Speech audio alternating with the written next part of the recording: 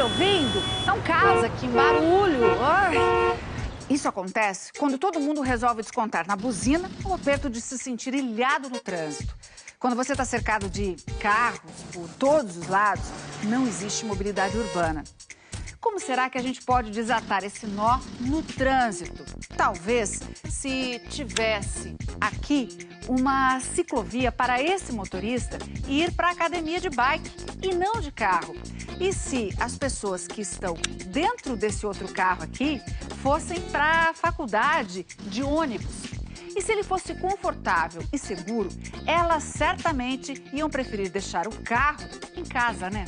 Já todos esses motoristas poderiam chegar bem mais rápido no trabalho se tivessem um bom serviço de metrô. Olha só como o trânsito fica bem mais livre e bem menos barulhento assim. Só dá para fazer isso se tiver investimento no sistema público de transporte. Esse é mais um dever dos nossos prefeitos. Nossa reportagem de hoje da série Por uma Cidade Mais Inteligente mostra que tem sim luz no fim do túnel e não é a de um engarrafamento.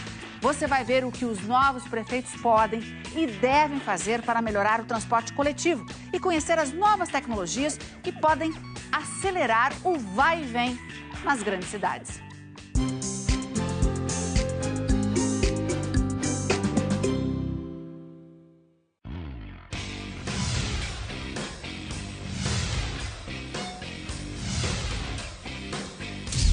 Que o brasileiro é apaixonado por carro, a gente já está cansado de saber.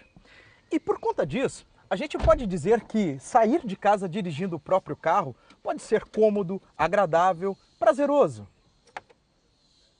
Prazeroso?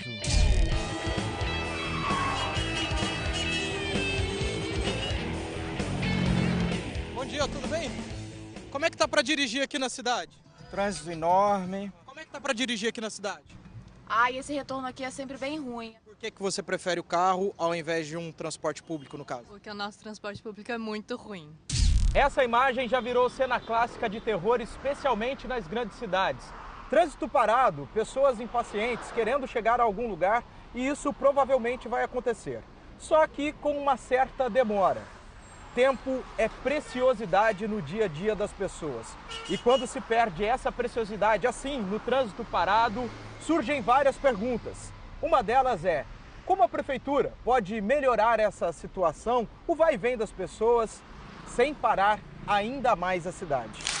O professor do Programa de Engenharia de Transportes da Universidade Federal do Rio aponta um rumo, mas fique sabendo, o carro não escapa dessa conversa.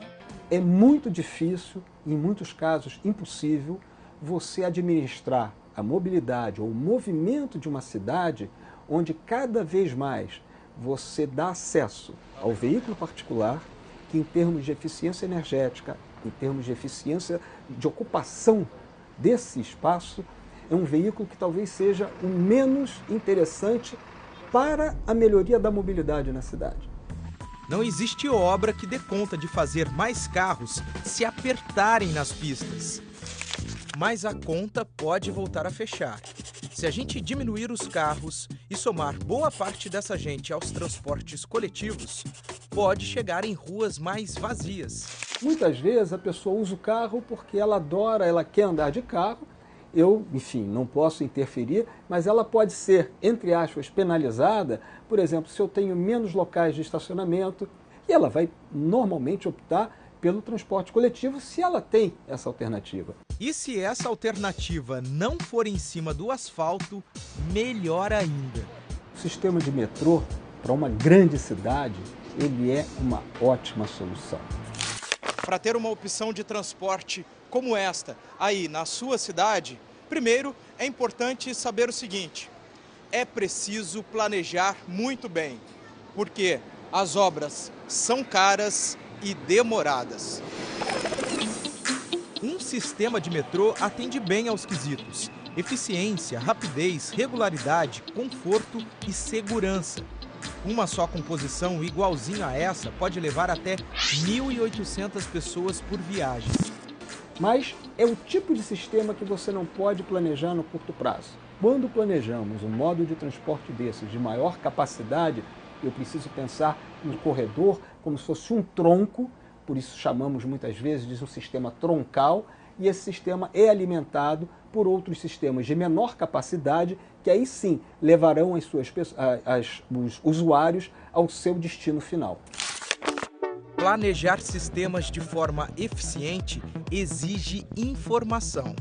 E a tecnologia pode ser uma grande aliada do prefeito neste quesito.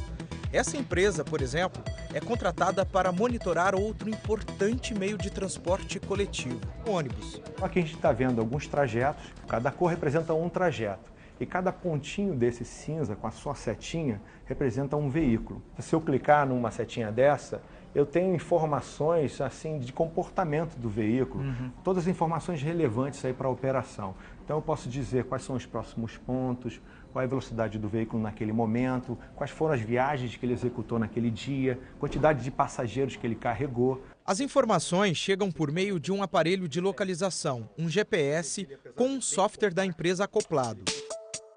Hoje a empresa está de olho em 3.000 ônibus na Guatemala, mais 150 no México, outros 350 em Portugal e 25.000 ônibus no Brasil. Por aqui, acompanha inclusive ônibus que circulam no sistema BRT, sigla em inglês para Transporte Rápido por Ônibus.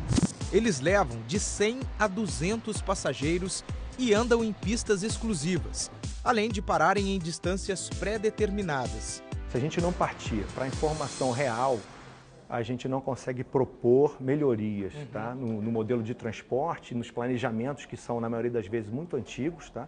E a gente não consegue pensar em algo melhor sem ter informação real, comprovada. Mais ou menos 40 milhões de brasileiros se deslocam em ônibus pelas cidades.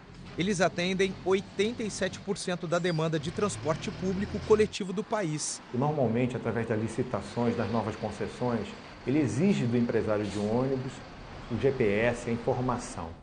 O empresário de ônibus, por sua vez, é que se organiza através dos seus sindicatos ou individualmente e procura a nossa empresa, ou empresas similares a nós. Tá? Seria bacana se esse diálogo fosse mais aberto, mais direto. Com os prefeitos, no caso? Com os prefeitos. Talvez alguns deles nem conheçam as soluções que a gente já pode dar para as cidades. Informações detalhadas podem ser usadas pelo prefeito para cobrar eficiência e qualidade das empresas de ônibus. No final das contas, você gerar a credibilidade para o sistema, a confiança do passageiro com o que é proposto para ele, com o que é oferecido para ele, porque só assim a gente consegue mudar o comportamento daquele usuário potencial do ônibus, daquele que tem carro. Ele tem que ter a confiança no sistema para ele largar o conforto do carro dele em casa e poder usufruir do transporte coletivo. Então, caneta e papel na mão, menos transporte individual e mais transporte coletivo pode ser bem menos estresse na hora de circular pela cidade. Mas essa conta só fecha se no transporte coletivo for acrescentado investimento para que ele seja de qualidade. E é o que já prevê o Plano Nacional de Mobilidade Urbana, que existe desde 2012. Ele cobra que os municípios criem seus próprios planejamentos para melhorar a circulação de pessoas e veículos e determina que a população seja consultada e tenha acesso às planilhas de orçamentos e gastos. Entre as metas do plano estão a ampliação do transporte público, a redução de emissões de poluentes e a redução de acidentes de trânsito. Uso racional do carro, melhoria substancial da qualidade do sistema de transporte público. Eu não diria que o trabalho do administrador hoje, numa cidade brasileira, para atacar a questão da mobilidade, é um trabalho fácil, mas eu diria que é um trabalho factível. Então, se informe. Por uma cidade mais inteligente, vote consciente. Quando estiver difícil andar numa grande cidade, vale a pena espiar o que o vizinho está fazendo. Em Bogotá, na Colômbia, a prefeitura desembolou as ruas da capital com uma solução 100% brasileira, os BRTs. São mais de 10 linhas, cerca de 2.000 ônibus e quase 140 estações. Os hermanos colombianos ainda abriram caminhos pelo ar.